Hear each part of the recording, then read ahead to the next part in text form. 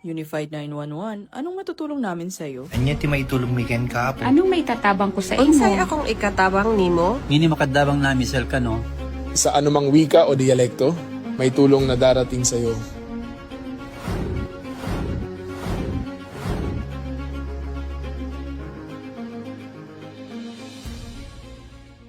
Lilingkod sa bawat Pilipino at magbibigay ng tamang impormasyon para sa tahimik at maayos na Pilipinas. Police News Network, alagad ng batas, tagapagtaguyod ng balitang pulis, sandigan ng mamamayan, patnubay ng katotohanan.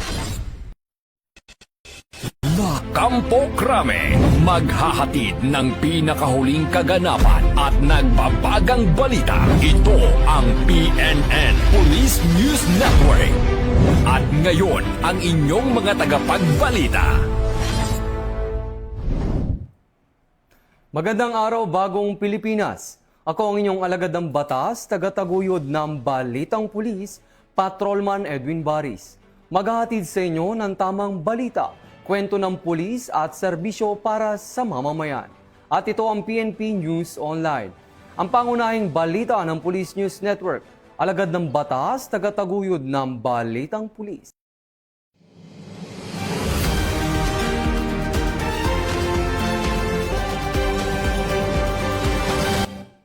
Narito ang mga balitang hatid ng ating PNN correspondents mula sa iba't ibang panig ng bansa.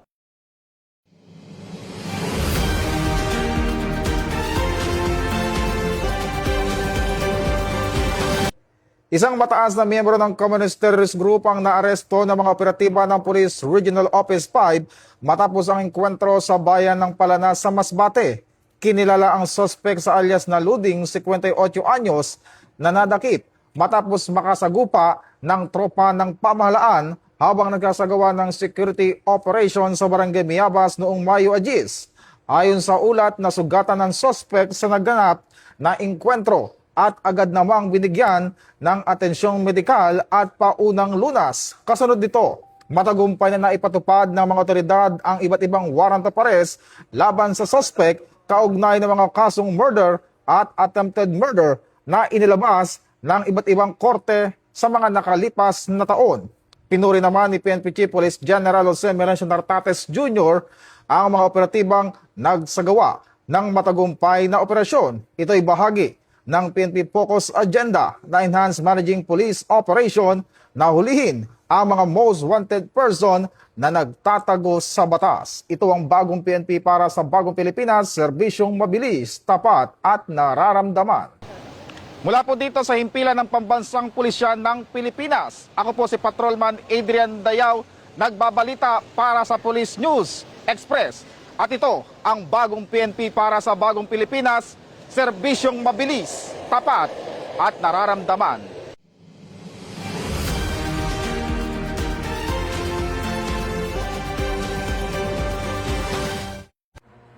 Arestado ang isang 40 anyos na lalaki matapos maaktuhan sa isinagawang buy-bust operation ng mga operatiba ng pulisya sa Purok Tuburan, Barangay Santa Cruz, Coronadal City, South Cotabato nitong gabi ng Mayo, 13 taong kasalukuyan. Kinilala ang suspect na si alias Ton, isang landscaper at residente ng Purok Tuburan, Barangay Zone 3 ng nasabing lungsod. Pinangunahan ng mga tauhan ng City Police Drug Enforcement Unit, South Cotabato Police Provincial Drug Enforcement Unit, Intel Operatives ng Coronadal City Police Station at First Provincial Mobile Force Company na kumpiska pa mula sa suspect ang isang marked money na 500 peso bill at isa pang sachet ng hinihinalang shabu. Tinatayang may kabuuang timbang na humigit kumulang 5 gramo ang nakumpiskang iligal na droga na may standard drug price na 34,000 pesos. Mula dito sa Campo Crame, ako po ang inyong PNN correspondent, Patrolwoman Resalie Umalay, nagbabalita para sa Police News Network. Alagad ng batas, tagataguyod ng balitang pulis. Ito ang bagong PNP para sa bagong Pilipinas, serbisyong mabilis, tapat at nararamdaman.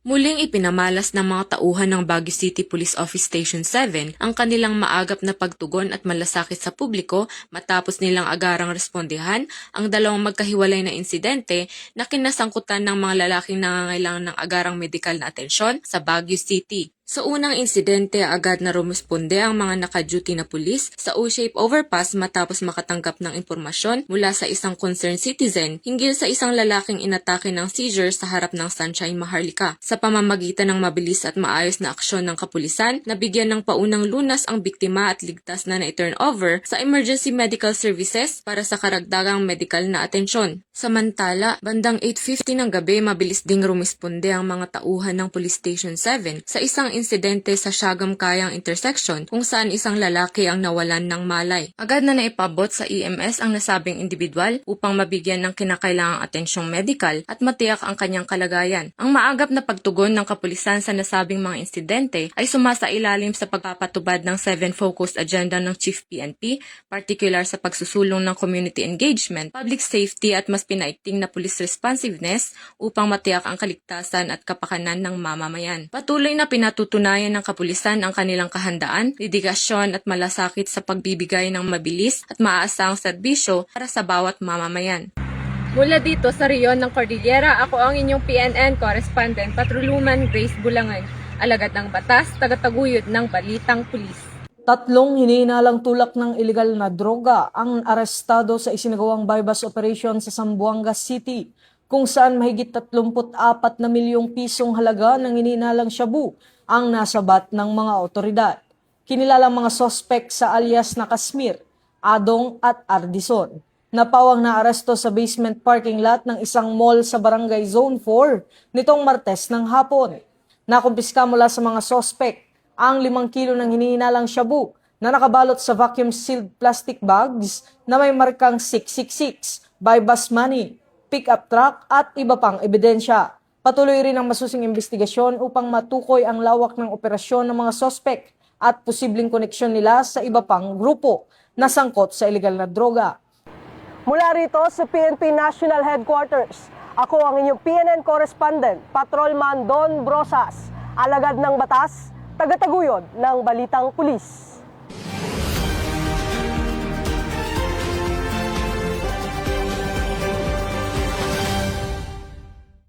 Arestado ang 10 wanted person sa magkakaiwalay na operasyon ng Quezon Police Provincial Office bilang bahagi ng pinaigting na kampanya laban sa kriminalidad sa lalawigan ng Quezon.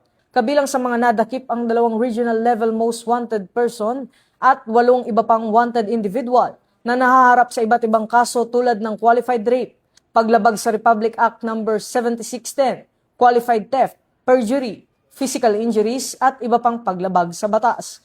Kabilang sa mga naarestong regional level most wanted persons sina alias Ray na nadakip sa Lucena City Police Station at alias Bard na naaresto ng Dolores Municipal Police Station sa kasong qualified rape na nagresulta sa pagkakaaresto ng iba pang wanted person sa lalawigan.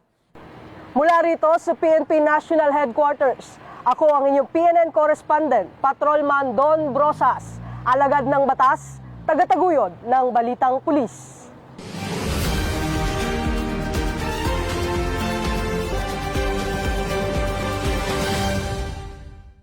High-value individual arestado sa buy-bust operation sa Irusin, Sorsogon. Arestado ang isang high-value individual matapos magsagawa ng matagumpay na buy-bust operation ang pinagsanib na puwersa ng PDEU, PSOU ng Sorsogon Police Provincial Office, katuwang ang Irusin Municipal Drug Enforcement Unit at Sorsogon 1st Provincial Mobile Force Company sa bayan ng Irusin, lalawigan ng Sorsogon. Kinilala ang sospek sa alias na Gino, 37 taong gulang na kabilang sa Regional Recalibrated Database on Illegal Drugs. Na-recover mula sa operasyon ang 4 na heat-sealed transparent plastic sachet na naglalaman ng hinihinalang shabu na may kabuoang timbang na humigit kumulang 0.63 gramo. Isinagawa ang marking at inventory ng mga nakuhang ebidensya sa presensya ng sospek at mga kinatawan mula sa media at barangay alinsunod sa itinakdang proseso ng batas. Batay sa verifikasyon ng mga autoridad, Lumabas na may kinakaharap ding kaso ang sospek kaugnay ng paglabag sa Section 10 ng Republic Act 7610 o Special Protection of Children Against Abuse, Exploitation and Discrimination Act. Patuloy namang pinaigting ng Sorsogon PPO ang kampanya laban sa iligal na droga upang mapanatili ang kapayapaan at kaayusan sa lalawigan. Mula dito sa Sorsogon Police Provincial Office, ako po si Police Corporal Chris Gupela para sa Police News Network. At ito ang bagong PNP para sa bagong Pilipinas, serbisyong mabilis, tapat at nararamdaman. Formal nang idineklara ang probinsya ng Kalinga bilang State of Stable Internal Peace and Security o SSIPS nitong 12 ng Mayo ng kasalukuyang taon. Kasabay ng deklarasyong ito, formal nang inilipat mula sa Philippine Army patungo sa Philippine National Police ang pangunahing responsibilidad sa pagpapanatili ng kapayapaan at kaayusan sa buong lalawigan. Pinaunahan ang ceremonial handover ni Lieutenant Colonel Jimrick Obias, Commanding Officer ng 103rd Infantry Battalion ng Philippine Army, at Police Colonel Gilbert Fatiig, Provincial Director ng Kalinga Police Provincial Office. Ang makasaysayang deklarasyong ito ay pinangunahan ni Attorney Anthony C. Noida, Regional Director ng Department of the Interior and Local Government ng Cordillera Administrative Region at ang Assistant Regional Director, Mr. Roberto Maribay Jr., kasama ang iba't ibang opisyal ng pamahalaang panlalawigan, mga kinatawan ng mga puwersang pansiguridad at iba pang mga panauhin. Binasbasan naman ni Reverend Father Melcher Pasado, Parish Priest ng St. William's Cathedral, ang mga marker ng bawat munisipalidad, lungsod ng Tabuk at ng probinsya ng Kalinga bilang simbolo ng pagkakaisa at matatag na kapayapaan sa lalawigan. Nagbigay rin ng mensahe ng suporta ang mga kinatawan ng bawat bayan, gayon din ang mga kinatawan mula sa Philippine Army at Philippine National Police. Ang nasabing aktibidad ay patunay na ang tunay at pangmatagalang kapayapaan ay hindi nakakamit ng iisang institusyon lamang, kundi sa pamamagitan ng pagkakaisa at sama-samang pagkilos ng mga ahensya ng pamahalaan, mga puwersang pansiguridad, mga leader ng komunidad at ng mamamayan, tungo sa isang mapayapa at maunlad na bagong Pilipinas. Mula dito sa Tabuk City, Kalinga, ako ang iyong Police News Network Correspondent, Police Staff Sergeant Precious May Donaan, alagad ng batas, tagataguyod ng balitang pulis. Sa kulungan ang bagsak ng top 2 most wanted person provincial level na may kasong murder matapos itong maaresto ng kapulisan sa sitio Bato, Barangay Ermita, Cebu City. Kahapon, Mayo 13 ng taong kasalukuyan. Kinilala ng Police Major Thom Ed Taghoy II, Station Commander ng Police Station 5 Cebu City Police Office, ang suspect na si alias Kurt, 20 anyos, na residente ng naturang lugar. Ayon sa ulat ng pulisya, bandang 1:35 ng hapon, inaresto ang suspect sa bisa ng warrant of arrest para sa kasong murder na walang rekomendadong piyansa. Samantala, ang akusado ay kasalukuyang nasa kustodiya ng Cebu City Jail Male Dormitory dahil sa iba pang kasong kinakaharap nito. Ang matagumpay na pagka-aresto ng suspect ay patunay ng Cebu City PNP ng kanilang mas pinaigting na pagpapatupad ng batas upang panatilihing ligtas at payapa ang komunidad. Alinsunod sa direktiba ni Police General Jose Melencio Sinartatis Jr., Chief Philippine National Police. Bagong PNP para sa bagong Pilipinas. Serbisyong mabilis, tapat at nararamdaman. Mula dito sa Central Visayas, ako ang inyong Police News Network Correspondent, Patrolwoman Flora May Azares, alagad ng batas, tagataguyod ng balitang pulis. Personal na binisita ni Police Colonel Manuel B. Bringas, ang Provincial Director ng Isabela Police Provincial Office, ang mga coastal municipalities ng lalawigan ng Isabela bilang bahagi ng pagpapatibay ng seguridad, kahandaan at mas pinaintig na police presence sa mga baybaying komunidad nito lamang 12 ng Mayo taong kasalukuyan. Layunin ng nasabing pagbisita na masiguro ang kahandaan ng kapulisan sa pagpapanatili ng kapayapaan at kaayusan, lalo na sa mga baybaying lugar na mahalagang seguridad, kaligtasan ng mamamayan at kampanya laban sa kriminalidad. Sa isinagawang command visit, personal na nakipagpulong si Police Colonel Manuel B. Bringas sa mga hepe ng pulisya at mga personnel upang talakayin ang kasalukuyang peace and order situation, operational accomplishment at iba pang mahahalagang usapin kaugnay ng pagpapatupad ng mga programa at direktiba ng Philippine National Police. Nagbigay rin ng paalala hinggil sa mas pinaintig na police visibility, disiplina, maayos na pakikitungo sa mamamayan at kahalagahan ng agarang responde sa anumang insidente sa kanilang nasasakupan.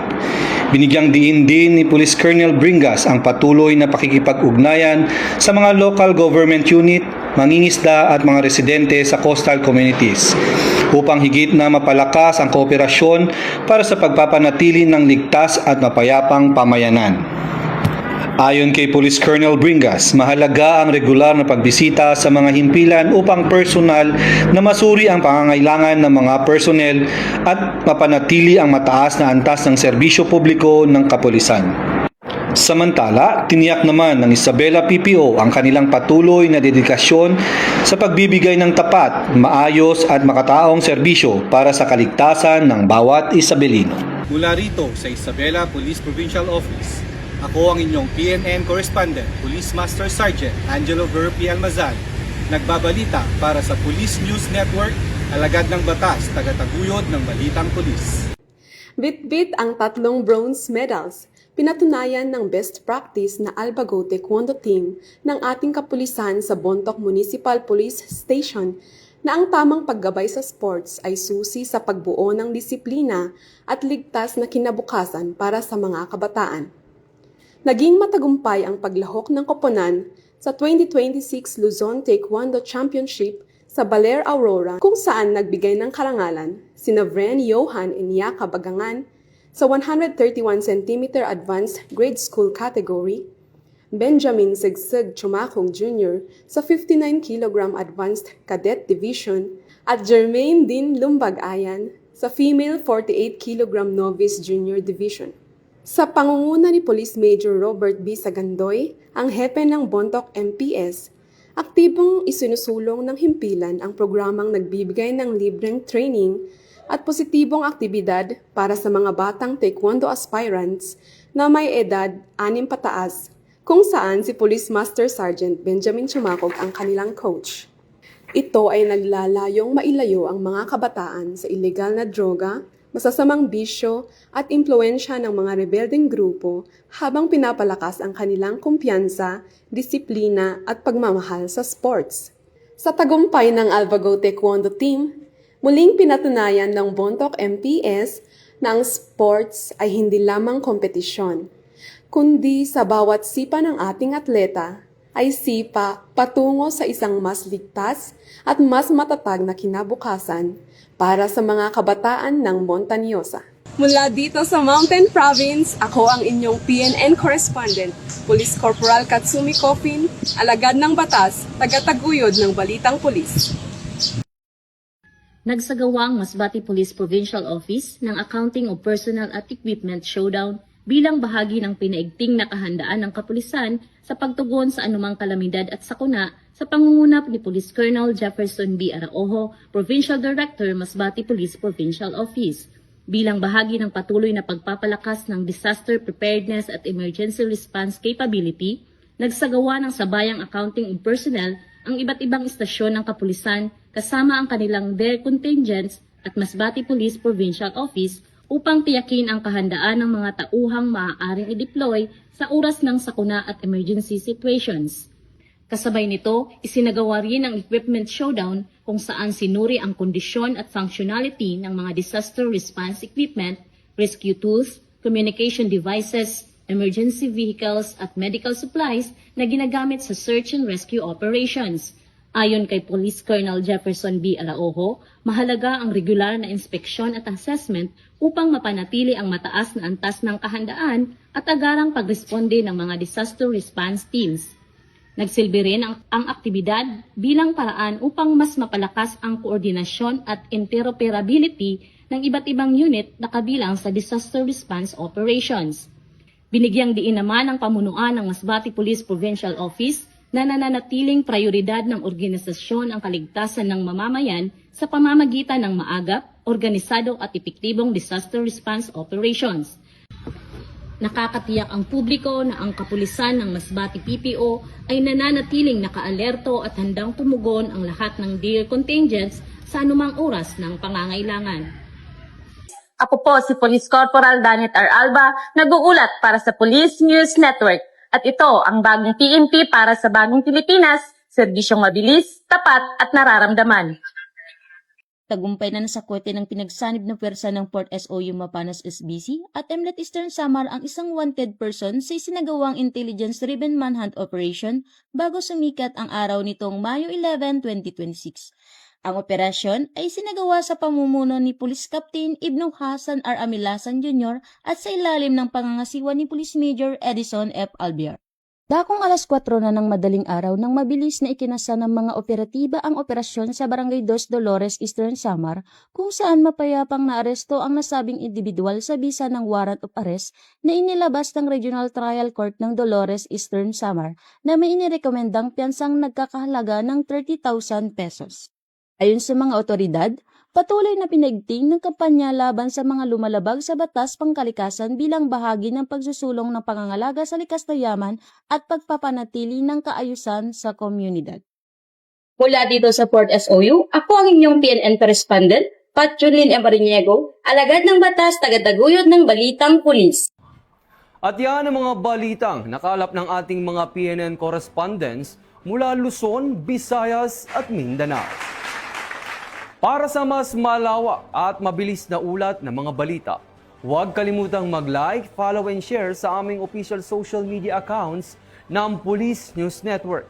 Tutok lang sa aming YouTube channel para sa mga live stream at replays.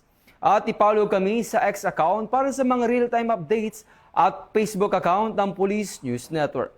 Manatiling mapagmatyag at laging alamin ang totoo. Sa ngalan ng pamunuan ng Philippine National Police, sa pangunguna ni Chief PNP Police General Jose Melencio C. Nartates Jr. at sa pamumuno ni President Ferdinand Bongbong Marcos Jr., kami ay maglilingkod sa bawat Pilipino at magbibigay ng tama at balanseng balita. Mula rito sa tanggapan ng tagapag-ugnay ng Pambansang Pulisya, ako ang inyong alagad ng batas, tagataguyod ng Balitang Pulis, Patrolman Edwin Baris. Maghahatid ng tamang balita, kwento ng pulis at serbisyo para sa mamamayan. At ito ang PNP News Online, ang pangunahing balita ng Police News Network. At ito ang bagong PNP para sa bagong Pilipinas. Serbisyong mabilis, tapat at nararamdaman.